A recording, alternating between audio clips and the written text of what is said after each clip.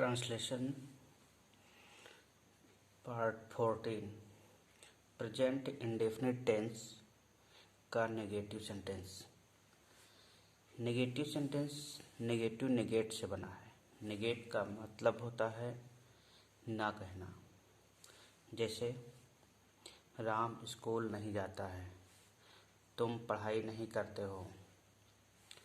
इसी तरह से इसका फार्मूला है सब्जेक्ट सिंगुलर या प्लूरल हो plus do does plus not plus object और प्लस एक्सेट्रा etc।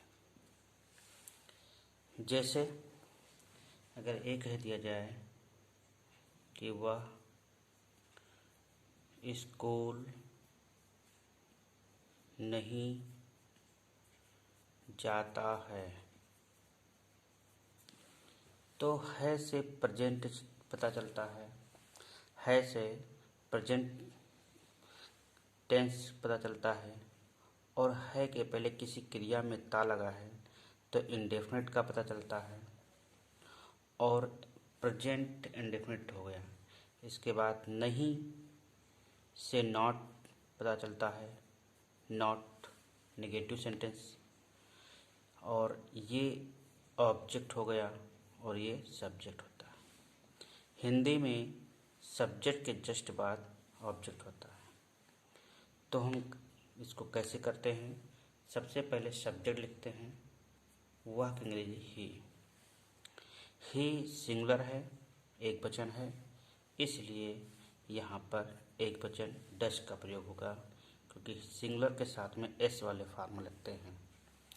तो he does not, he does not. अब यहाँ पे वर्ब छूट गया है, सॉरी, वर्ब की फर्स्ट फॉर्म।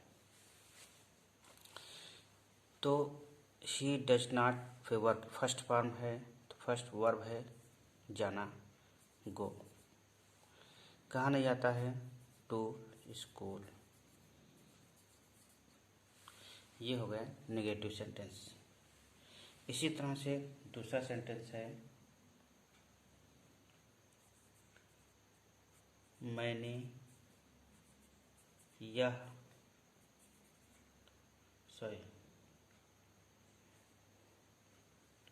मैं यह किताब नहीं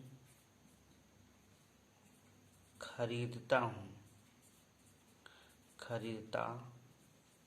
हूँ। तो मैं सब्जेक्ट हुआ, यह किताब ऑब्जेक्ट हो गया, नहीं नेगेटिव हो गया, खरीदता हूँ वर्ब हो गया, ये प्रेजेंट हो गया। तो इस फॉर्मूले के अनुसार रखते हैं सब्जेक्ट आई प्लूरल है, इसलिए यहाँ पर डू का प्रयोग करेंगे। आई डू नॉट बाई, खरीदना की अंग्रेजी by, first form by. I do not by this, यह की अंग्रेजी दिस बुक। इस तरह से सेंटेंस पूरा हो। नेक्स्ट है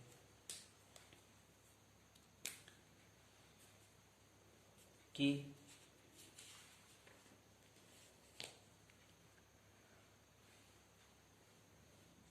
वह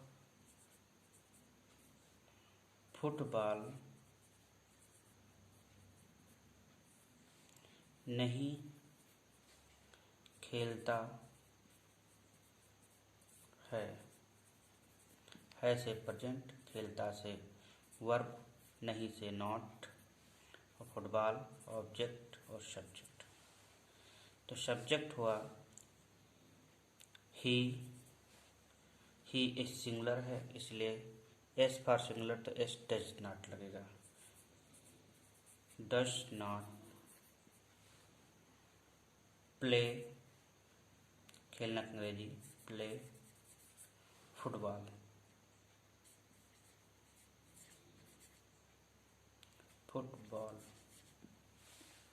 इस तरह से ये नेगेटिव सेंटेंस पूरा हुआ। अब प्रेजेंट इंडेफिनिट टेंस में इंट्रोगेटिव सेंटेंस को बनाएंगे। तो जिस प्रकार यहाँ पे नेगेटिव सेंटेंस के लिए फार्मूला था, तो इसमें से हम कुछ नहीं इनको उठा के आगे रख देते हैं और इंट्रोगेटिव सेंटेंस बन जाता है। जैसे इंट्रोगेटिव का मतलब होता है इंटरोगेट मीन्स आस्क, पूछना या उसके बारे में डिटेल में जानना, तो इंट्रोगेट कहते हैं किसी के बारे में जानने की इच्छा रखना, किसी चीज़ के बारे में जानने की इच्छा रखना। तो इंट्रोगेट में पहचान क्या होता है कि शुरुआत में हम प्रश्नवाचक शब्द का प्रयोग करते हैं। क्या, कब, कहाँ, कैसे,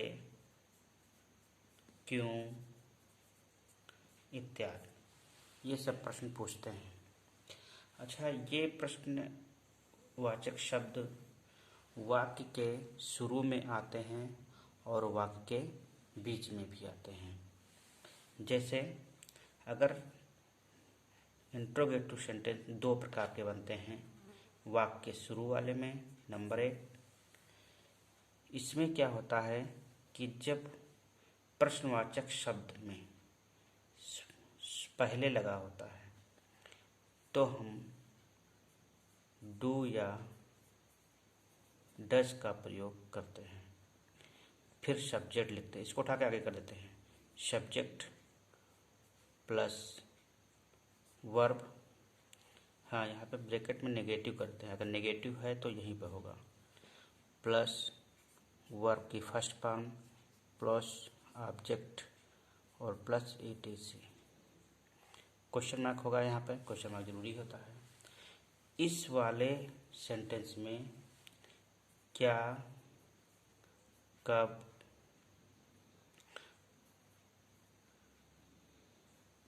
कैसे, ये सब पहले लगे होते हैं।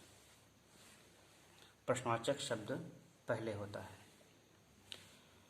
तो इनमें एक और है, इन प्रश्नवाचक शब्द से जो सेंटेंस बनता है, उस सेंटेंस में जो उसका आंसर मिलता है वो उसका आंसर यस या नो में देना होता है।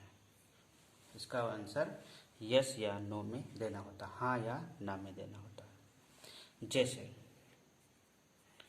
क्या तुम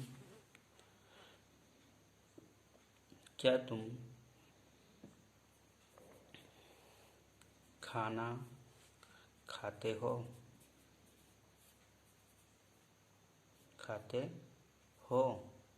क्वेश्चन मार्क। तो आंसर मिलेगा यस, हाँ मैं खाना खाता हूँ। अब और है, जैसे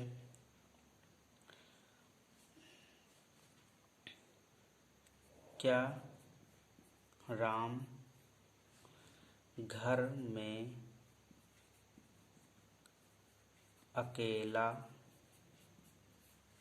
रहता है?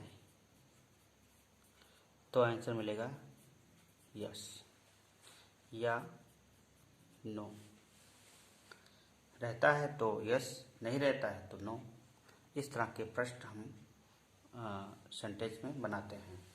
इसका ट्रांसलेशन करने के लिए जैसे पहले का हम बनाते हैं, तो क्या शुरू में आया है इसलिए डू डज का प्रयोग करेंगे। लेकिन ये डू डज, ये जो डू डज हैं ये सब्जेक्ट के अनुसार ही होंगे। सब्जेक्ट एक वचन है तो डज, बहुवचन है तो डू। जैसे यू लिखा है सब्जेक्ट यहाँ पे, तो यू प्लूरल है, बहुवचन है, इसलिए डू का प्रयोग होगा। तो हो जाएगा डू यू, हो गया डू और यू हो गया।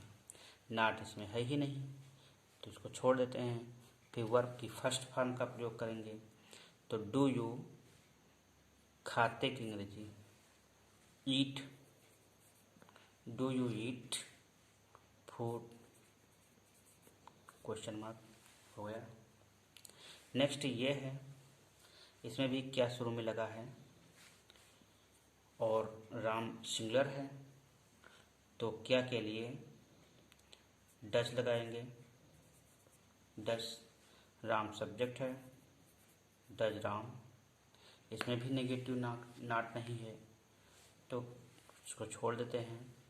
फिर वर्ब की फर्स्ट फॉर्म में रहना की अंग्रेजी आता है, लीव।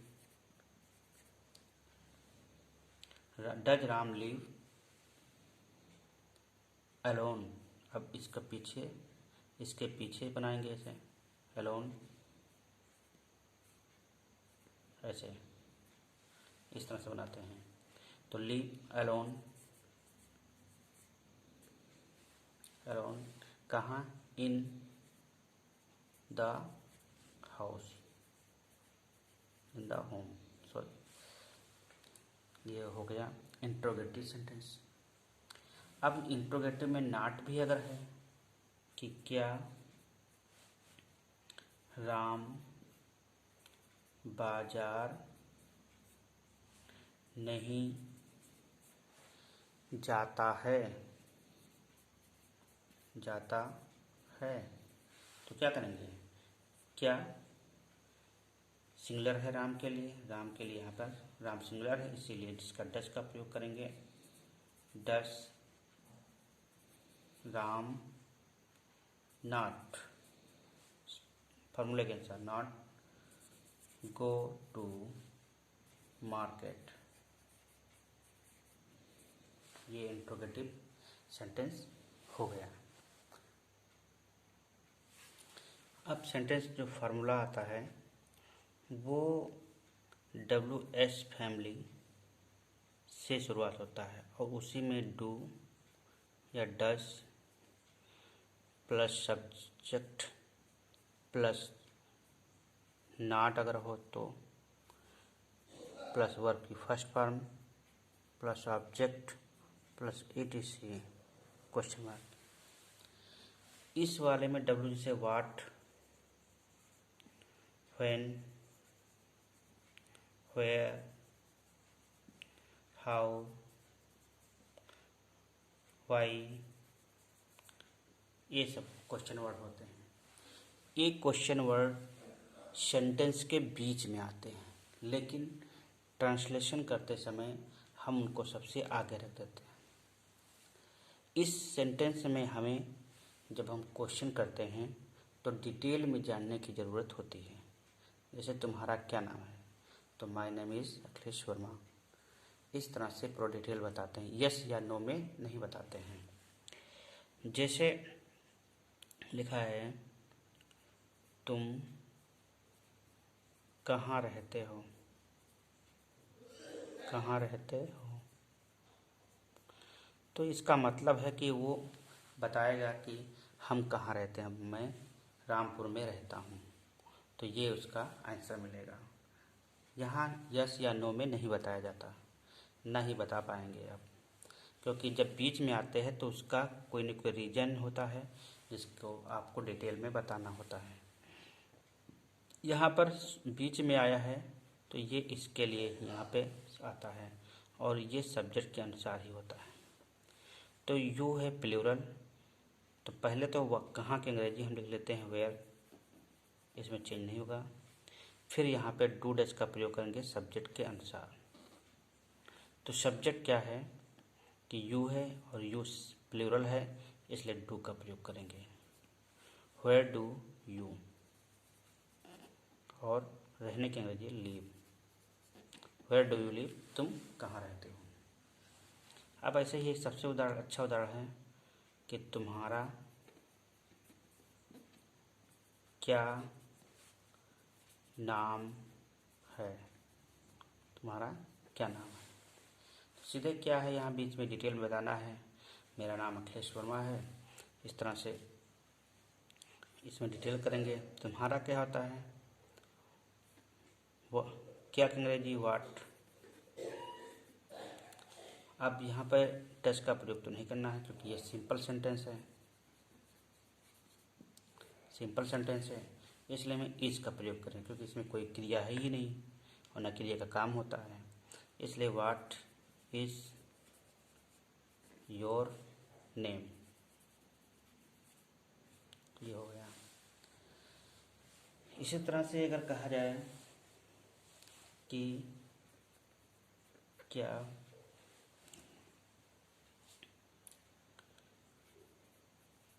राम सॉरी राम कहाँ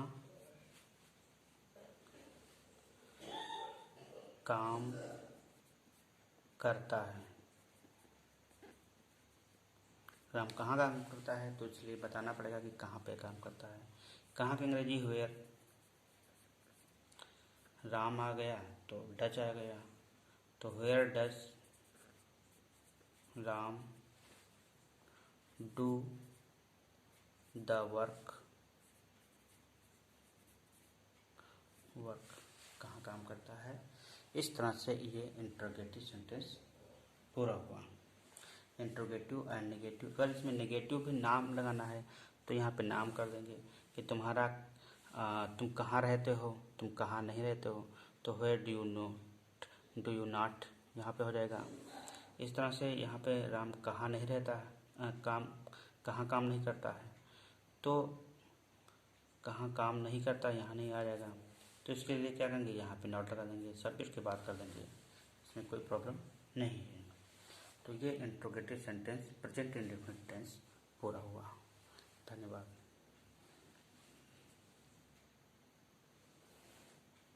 हाँ, एक चीज़ और है, इसमें पसंद आने पर लाइक, शेयर, कमेंट, सब्सक्राइब